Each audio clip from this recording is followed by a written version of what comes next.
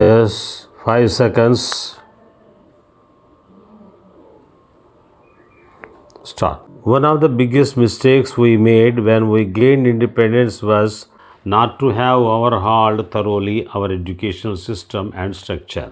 We are paying for it now.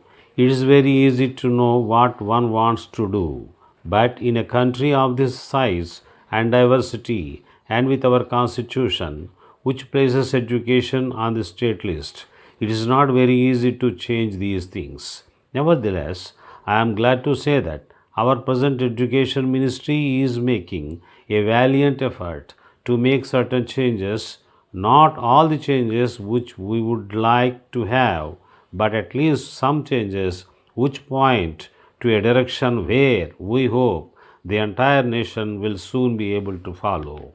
We have first of all to think of what is education and what we want education to do for us. No doubt there is need for good institutions, for good schools and colleges and universities, but education is not something that is confined to the classroom.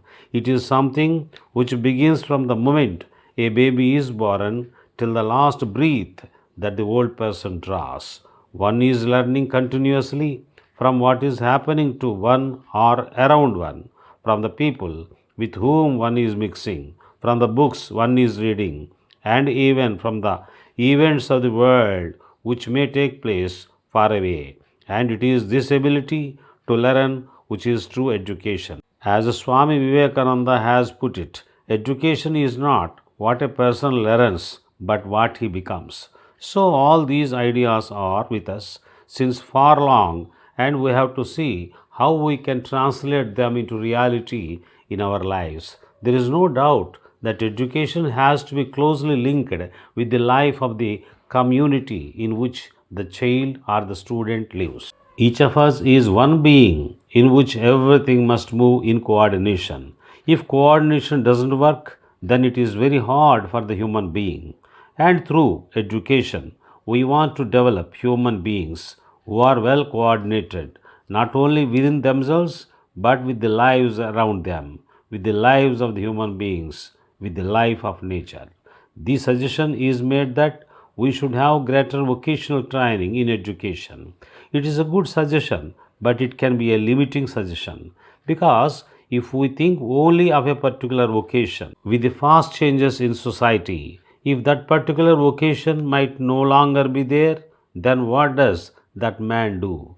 Is he prepared to adapt himself? Is he resourceful enough to be able to face the challenge and take up another vocation? So, we need vocational training, but more than that, we need young men and women who can use their hearts, their minds, and their hands together in the service of their country and, of course, in the process, earn a living for themselves. I think that we have to curtail university education. We must open out different courses. Instead of a person having a general degree, he should learn something specific which he can put to use, and at the same time to have a broadening of the mind so that he can go on learning no matter what he is doing or where he is living. Today, more and more universities abroad are trying to combine studies in the classroom with work in the factory or work in the field. I think this was the meaning of basic education also. We must bring about a situation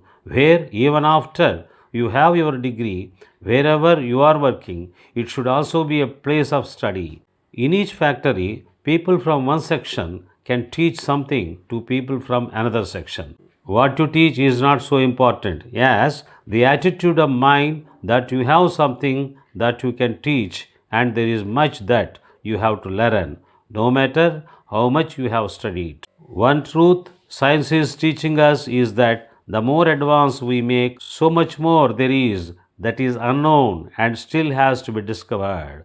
Through education, we should try to inculcate this new attitude. There is another great debate today concerning the role of science and technology. When I was small, we thought that science was a magic wand, that through science the work would be transformed and that poverty, misery, want, all these things would go and a new society would emerge. We now see that this has not happened. Science has advanced, technology has grown, but it has created many new problems.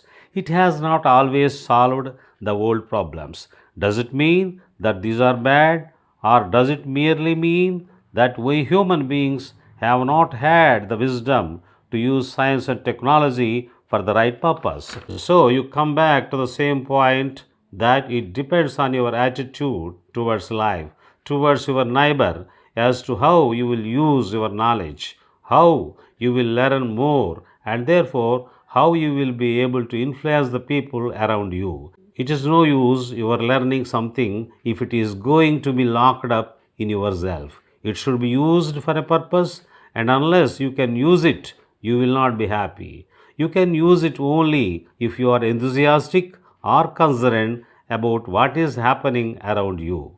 And one of the things which modern life has produced is attitude of unconcern and of carelessness.